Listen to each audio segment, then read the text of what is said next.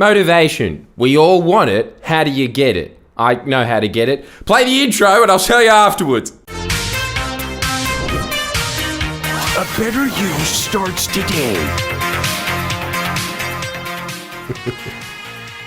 I'm never going to get sick of that intro. That's incredible. Yeah, all right. So you want to be motivated, do you? Great!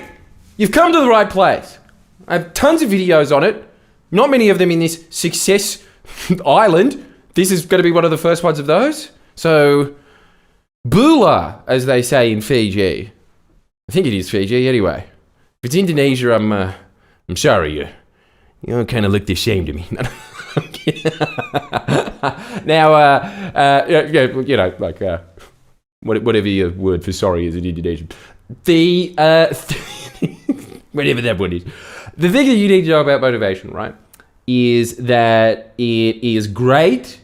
It is, and I do have a lot of tools here about how to prime yourself to be in a more motivated state all the time. How good is it just, first off, being in that state of like, yeah! Is that a good feeling? Obviously, yeah? Because that's why you're shaking your fist and going to the air like an ape that's trying to scare off another chip. It's one of the high experiences of life. We have those tools on this channel, so make sure that you subscribe to those. But today we're going to be talking about something where it is just like, look, a lot of life is being in these low energy states. Now, I don't want to give you an excuse not to be cultivating more of these high energy states because you absolutely can do it. Energy is mostly just a psychological barrier. Most of the time. Most of the time you can get yourself excited about just like picking yourself up. Oh my God, it's cordless! Ah! Well, come on. There was a point when this came out and you were just like, it's broken. Oh no, it's not. Oh my God, it's moving. And I probably shouldn't do that because I didn't realize that actually is my mouse. This is all still new technology to me. I actually am excited. Oh my God, I thought it was an actual mouse. And so I am pretty excited about that naturally, obviously. But let's just assume that this is 35 years in the future and now there's just a mouse in your little eye. Eventually, when you just go with you're going to be like, come on, you piece of crap. And you're not going to be excited about it anymore. It is just the law of familiarity. The more that you are around your circumstances, it doesn't matter how amazing they are. Do you honestly think, when people always say, some Saudi billionaires like, they think they're happy, but they're not happy. They were happy at one point. They were happy with their little private zoos and harems of 200 chicks, but after a while it just doesn't cut it anymore because it is just part of your life unless you train yourself to get excited about these things. So I am absolutely not giving you the slack to sit there and say, oh, I just don't feel like I'm excited at this moment. Well, get yourself excited. You can do it. We're not going to be talking about how. That's just a little sizzle for you to make sure that you regularly watch these videos. But today we're just going to be talking about when you really can't be bothered, because sometimes you can't even think about getting into that state because life kind of does have those peaks and troughs. There are just things that happen in life where it's really difficult for somebody to get out of the rut. And this is something that happens in psychology all the time, where somebody just keeps like, I don't know. A classic example is when a family member dies and then somebody gets sad about it and then they just go into a depressed funk for years. Now, there's obviously a point of grievance that is acceptable, societally acceptable, which is correct, and you're wrong.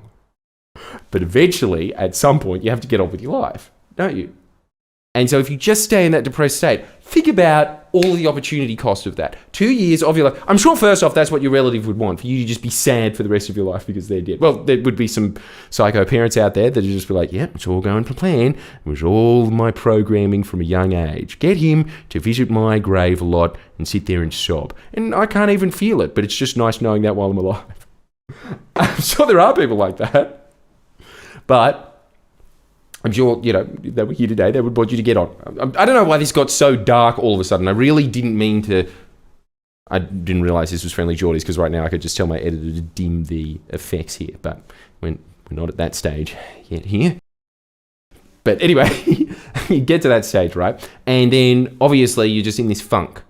Now, there is an extreme versions of that are more day to day, where, as I was just saying actually, if you sign up to Jordan Shank's exclusive Patreon, you know exactly what I'm talking about. But there's that 3:30itis thing where you just get less energetic than you were when you first woke up. That's natural. That makes sense.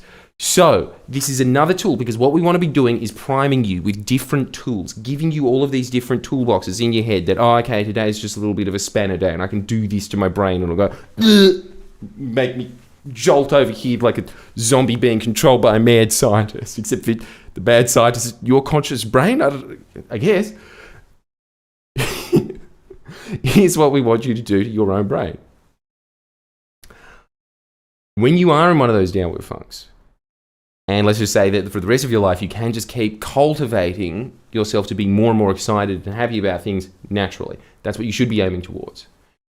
Even when you don't. Also, because it just makes you live longer. Even when you don't, you can always do this. You can always keep this in the back of your mind that when there is a task that you know you should be doing and you just start doing it, and instead you're playing a video game or whatever you're doing with your little shit Zoomer life, you remember this point.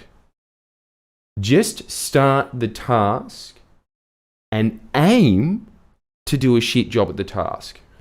Why are you doing that? Because the brain wants to keep doing whatever it's doing. And so whatever it's doing at that time, it could be something that's bad and lame.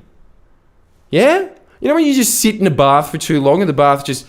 I hate that feeling so much. You know when it's just lukewarm. Ugh. And you're all clammy. And you don't want to get out of the bath because it's a little bit colder still out of the bath. I don't want to be cold for that second. What do you do instead in those situations? You take a little bit of your arm out.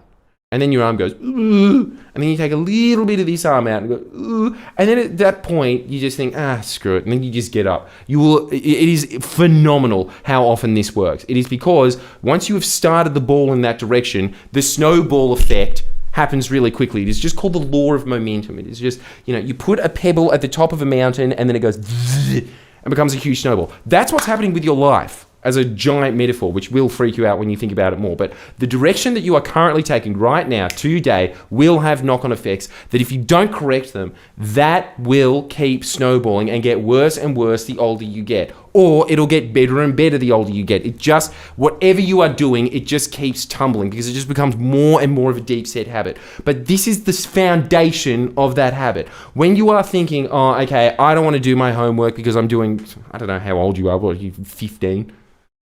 Making fun of your age now. What a baby. I can drive a car. Dork. But, say you are one of those dorky little kids like, give my homework. Well, instead of doing the video game, just go and think about it like this. Of just like, I'm going to do a shit job at it. I'm going to I'm going to write about how I don't want to do the homework. I'm just going to pick up the pencil.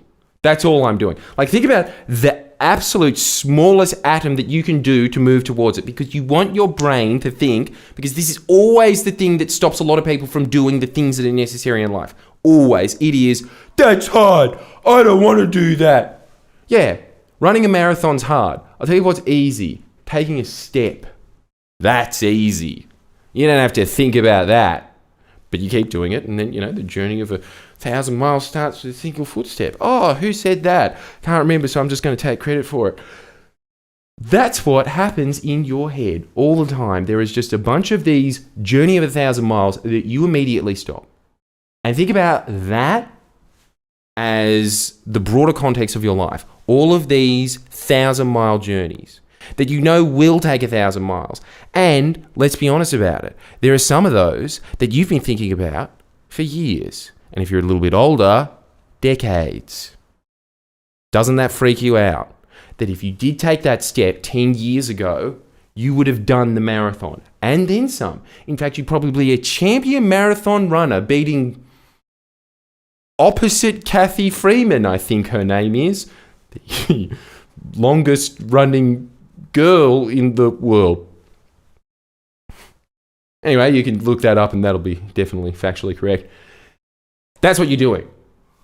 You are stopping yourself from doing all of these things because you didn't take that first step. And the reason, let's think about this. The reason you didn't take that first step is because in your head, you thought about the end result. It was too much. And so you freaked out and didn't do it. Instead, just say, I'm not going to run the marathon. I'm just going to take a couple of shit steps. I'm just going to go for a walk. Okay, well, even this. Yeah, I'll start the marathon, but there's no rush. You want to just be easing off the pressure as much as possible. That is a tool in your box that you should keep for the rest of your life. Keep that in the back of your head all the time. That momentum always starts with the tiniest little push. Everybody always in their head always has this thing of like, then I'd have to put my shoes on and then I'd have to put pants on. What kind of world is this? I'll tell you what, not this one. Not this one where I have this magical vortex where I'm now just currently touching Bumblebee from Transformers' head. You can hear him in the background, can't you? Sorry, I just had to cover my mouth there for a second for an inexplicable, not related reason. Anyway, he seems to be in a good mood. So, anyway, that's it. That's all I want you to know for today. For today, I just want you to know this one thing. Just know that you always have this in the back of your head. When you are doing a task, you always think that you have to do it at 100%. You will get to 100% naturally just by doing the task. What you want to do is do 1% of the task.